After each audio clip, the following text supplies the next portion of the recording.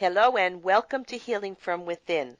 I am your host, Sheryl Glick, author of The Living Spirit, which shares stories of awakening, spiritual communication, healing energies, miracles, and a guide to soul development and soul maturity. Today I welcome Tricia Nelson, author of Heal Your Hunger, which offers 7 steps to understand and end emotional eating. Our physical challenges most especially lead us to our spiritual talents and gifts, and also offer ways to master our physical and energetic emotional needs. Hello, Tricia, and thank you for joining us on Healing from Within. It is such a pleasure to be here. Thank you, Sheryl.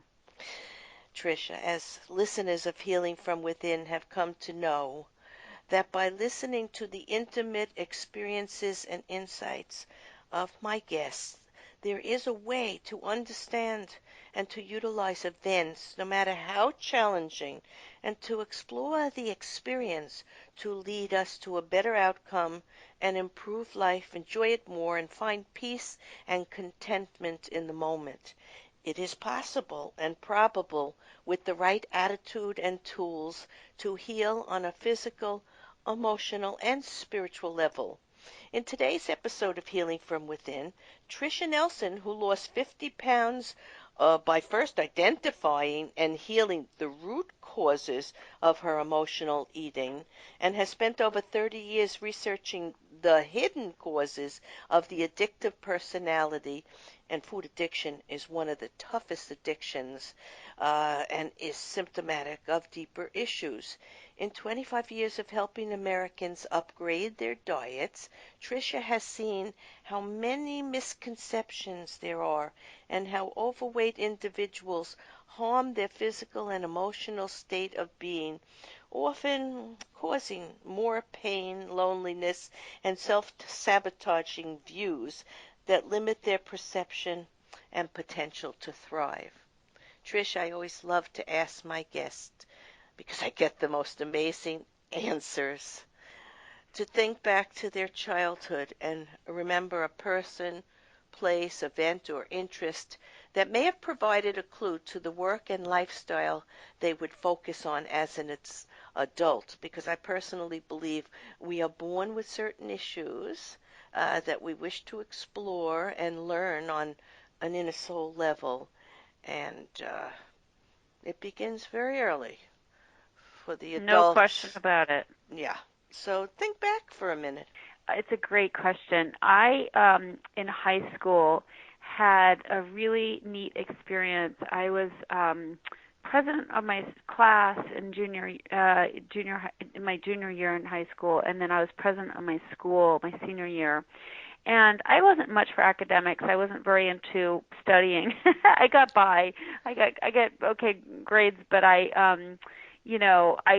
didn't really enjoy it. It wasn't what I wanted to do. And what I ended up doing, because I had this, slate position of authority on campus, I started a lot of different fun initiatives in my school. Like, I noticed that people were doing sort of degenerative things on the weekends, like drinking and doing drugs. And I thought, well, let's create some entertainment that would really make things fun. And I would organize ski trips up to the mountains, and I'd organize different things. And I went to a private school, and we were there all the time, all year, 7 days a week we were at school.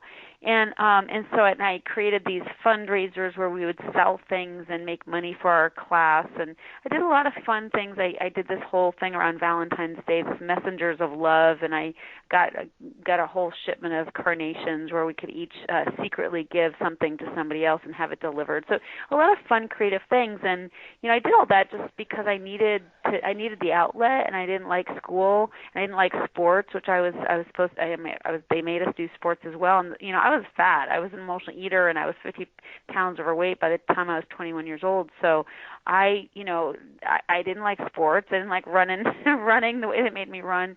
So I did these creative outlet, things that were really fun, and they enhanced people's lives. Like they enhanced people's lives, and I would spend a lot of time on the phone and sort of organizing and doing these projects. But when I look back, Sheryl, at, when I see now my life and the way it is and the programs that I create for emotional eaters to put an end to emotional eating, and I'm having a retreat this weekend, a Heal Your Hunger retreat at my home, I see the beginnings of that sort of project-oriented life where I just wanted to make life better for other people. And I, of Yeah. course, wasn't doing it around emotional eating at the time, but I definitely see the seeds of what has become just a really satisfying work life. That was your destiny. You were born with that desire to improve the condition of your own life and other people.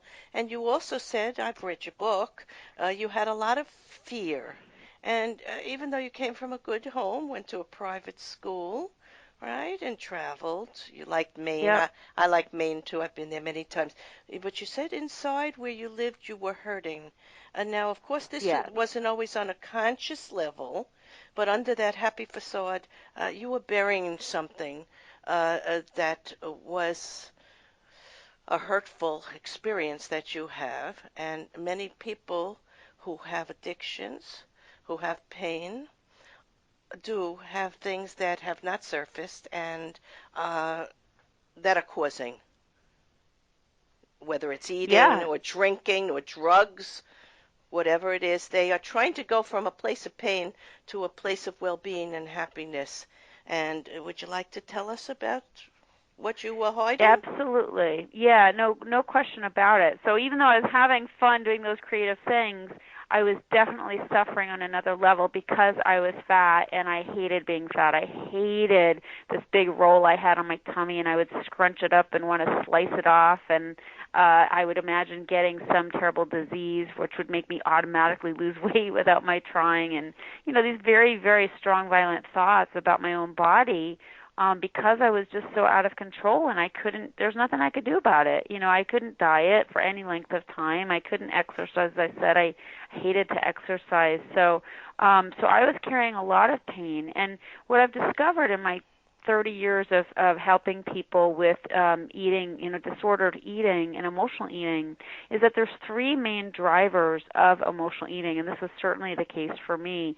And I call it the PEP test. And PEP is an acronym, and the first P stands for painkiller. So I was using excess food as a painkiller, not just Mm-hmm. excess food, but all the ooey gooey chewy foods. I was using those foods really to anesthetize pain, both childhood pain and just pain that I created in my life. Chaotic relationships or guilt or different things that I would do that I didn't feel good about. I wanted to anesthetize that pain, and food was an amazing way to do it. That's why I liked carbs. I wasn't binging on salad. I was binging on things that would really kill the pain, and so that was one thing. And the E in the PEP test stands for escape. So I was wanting to escape. I hated feeling uncomfortable feelings, and at all costs I would want to escape those feelings. And again, there's no real better way than to get your favorite foods, the ice cream and the brownies and the cookies, and sit in front of the TV now we have bingeable TV shows, and just check out. I just wanted to check out, and that was really on account of fear. You had mentioned earlier from my book, I talked a lot about fear, and I did. Even though I had a good childhood, even though there was no real problem in my life, ostensibly, I had tremendous fear. I was a worry wart, and I had a racing, mind, and I awfulized about the worst case scenario all the time. And so, I wanted to escape my head and what was going on between my ears. And the last P in the PEP test stands for punishment. And this is something a lot of people don't realize, is that emotional eaters and addicts in general, and this PEP test can work for all addictions, but I was punishing myself with food, and I did with alcohol as well.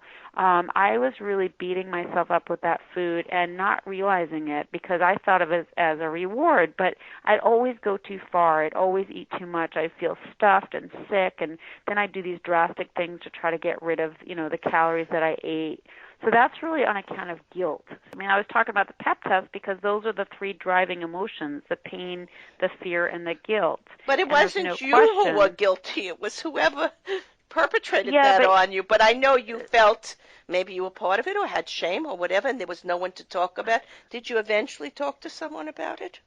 Well, anybody who experiences sexual abuse usually does feel some sort of kind of guilt, because especially if you're young and you do wonder if you caused it. And then I will say that it's very typical for people who have had sexual abuse, perpetrated on them. It's very typical for them to then have a sexual compulsion that stems Yes. from that, which I did. I was a compulsive masturbator after that and had tremendous guilt. That was a big dark secret on top of the sexual abuse that I experienced. So, there's no question that that plays a part in it, and it is an incredibly staining experience for anyone who experiences it. And it's very typical for people who have sexual abuse to gain weight and use Yes. food, to cover that up. And no question about it, that's where I went with it. We gain weight so we feel unattractive, so we shut down our sexuality, and then it's like we're out of commission. But we're not really, because we have that sex obsession even still. Anything we try to tamp down. It's the reason why the priests were so, just did what they did, is because they were told that, they shouldn't be sexual, and there, lo and behold, they're acting out every which way. So I certainly, for myself, when we think our sexuality is bad, we end up, being promiscuous or being, obviously inappropriate in different ways, and so many people experience that. So that had a huge part of the torture I had mentally and emotionally and spiritually, that I was using food to anesthetize. Yeah, and you wrote, I know now that these distractions were in themselves addictions, and the real issues were within me, not the outside world. Right. Yeah. So let's go on to 99% of all diets fail. Why do you think that is?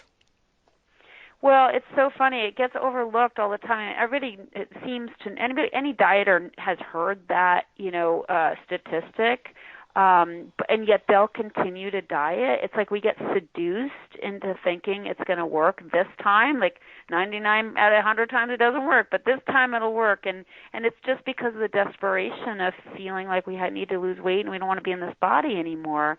And yet people keep trying something that's broken and doesn't work. And the reason is, and from my experience, is because of emotional eating. So people are trying to go on a diet, control their food, weigh and measure what they eat, do the exercise program. They do everything but deal with really how they got overweight in the first place, which is from out of control eating. And if that's not addressed, sure, we can all diet, for 1 week or 2 weeks, but we'll always bust out and end up overeating again.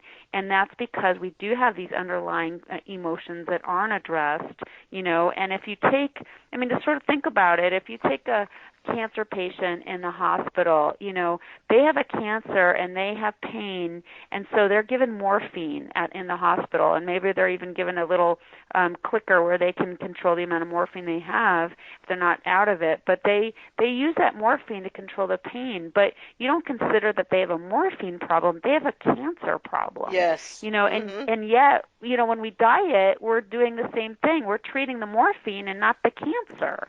Absolutely. How do we get there in the first place? That's what needs to be addressed, and that's so overlooked because we just get seduced by this idea of, losing weight, fitting to my jeans, no matter what the statistics are, no matter what our own experience. People for decades have been dieting, and yet they'll try yet another diet. It's like that quick fix mentality that Right. really doesn't fix anything. It doesn't work. Now, you give some wonderful facts in the book, and let's give it to our listeners. Close to 70% of American adults are either overweight or obese. That's 7 out of 10 people. And each year, Mhm. about 45 million people in this country go on a diet. U.S. consumers spend 109 million every day on diet and weight loss products. Annually, weight loss is a $60 billion industry. And right now on Amazon, there are 65,000 weight loss books and 365,000 fitness books. And yet 98% of all diets fail. Now, the truth is what you're saying here in your book hits on the reason that people all over our country are struggling with drugs and alcohol and sex abuse, and they have pain. pain from their earliest childhood remembrances, lack of love, lack of someone just supporting them for who they were, and having expectations very often that are not appropriate for the age level or for the lifestyle, or not appropriate because it's coming from someone else, and a person has to find what makes them tick and what brings them happiness and joy. So this goes not only for eating disorders, this goes for many of the other addictions that we're talking about right now. And you also say you should be reading this book not only if you're overweight and have issues with food or weight, but if you grapple with other, you give binge eating and other issues, that you should be reading this book if you have. So can you tell us something about that? Yeah, I mean it's a really tough situation. I mean, people lose control of food, I mean it's a sad thing, but it's I consider really, Cheryl, that we're all on the spectrum. Like, it's so easy to have it, Absolutely. That's the right? truth. There's no one on this planet who is not dealing with a soul and spiritual issue that causes problems in the physical world. But what I was getting at there was you mentioned if you've ever grappled with binge eating, restricting, purging, regurgitation, constant dieting, food obsession, or exercise fanaticism, any of those Yeah. things, it's all symptomatic of other problems, and we've got to get to that. So what is emotional eating? So emotional eating, a lot of people think of is just, eating too much. A lot of people, because I say I'm an emotional eating expert, people come to me and tell me their story, and I'll oftentimes have somebody say, "Oh, I don't binge, so I'm obviously not an emotional eater." But that's really not necessarily true. Some people emotionally, they don't binge at all. They may not even overeat, and yet if they're choosing, heavy, dense, high-calorie foods, like they prefer potatoes over broccoli or bananas over, berries. They're looking for starchier, heavier, Mm-hmm. more sugar-laden foods. That's for emotional reasons. So they don't have to be a binger in order to be an emotional eater, in order to depend on food for emotional reasons. And even an undereater, somebody who is anorexic or not totally anorexic, but at least very restrictive and controlling with their food, that person's doing that for emotional reasons. They're emotionally eating. However much or how little they eat, it's driven by their emotions. And so it's really important for people to know that really we're all emotional eaters. I mean, I Yes. think God made us to like food, in an emotional way, because that way we would subsist as a planet. But it really depends on how far you go. So like I said, it's really a spectrum. And on the high end of the spectrum is food addiction, like all out. And that was me. I mean, I could pack away 5,000 calories in a sitting, and then I'd feel disgusting, and gain 5 pounds. But that's me. I was a food addict. Not everybody gets that far out of control. They No. can pull it back and exercise, but it's just Yeah. where you are on the spectrum. But you put it another way. Emotional eating is using food to meet needs beyond physical nourishment. And these needs are social needs, emotional needs, mental needs, and spiritual needs. Yes, So we have absolutely. to address all these mental needs. If you've got an overactive or racing mind or have fear, emotional needs. If you use food for comfort and companionship, social needs.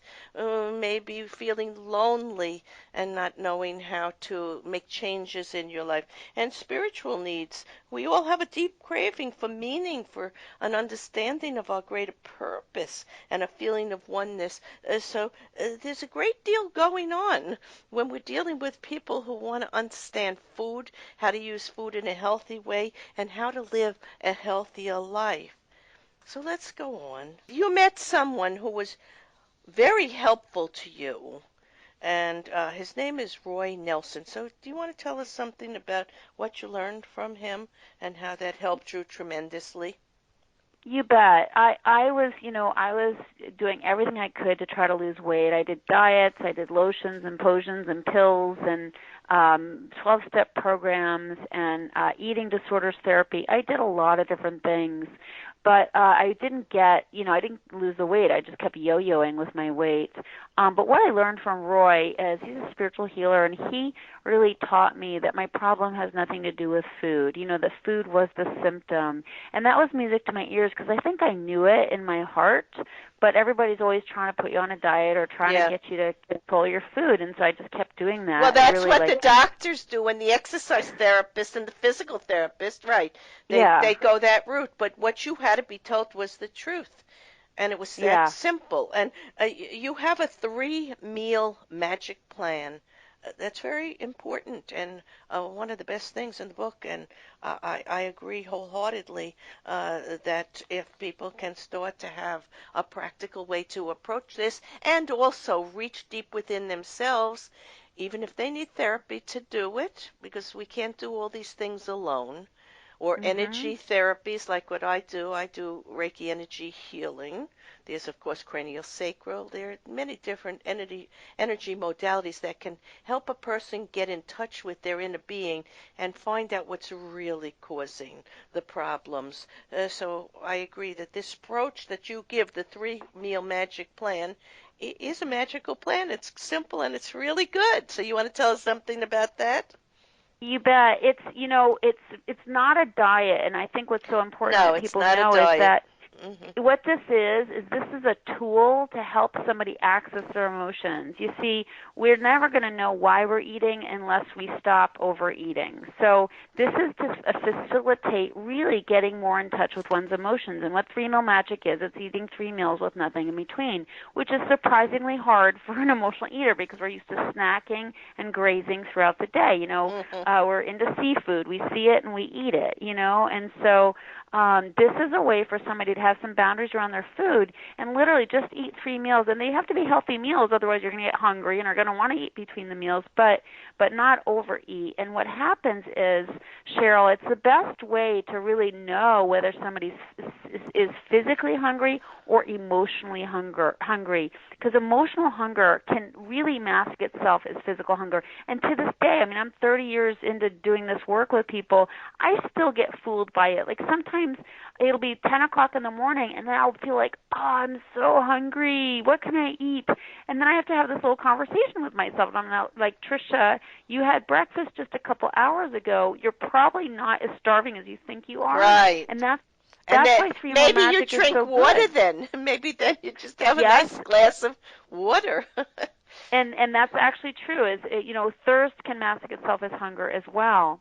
But what's really important to know is 3 meal magic will help inform us about whether it's physical or emotional. And if I've had breakfast 2 hours before, I can pretty much reason with myself that I'm not as hungry as I think I am, and that way I can start doing a little digging. Like, okay, what's going on then? Because this must be emotional because I am actually quite well fed, and that way I can start looking at what emotions are going on. And usually there's something I'm trying to avoid. Like there's some emotion Mm. I don't want to feel. And so that structure of the 3 meals helps me know in between my meals that something's going on, and then I can start digging into what that is. But if I'm eating all throughout the day, I'm pretty much not feeling anything, and then I can't ever get to what it is that's driving my eating. Absolutely.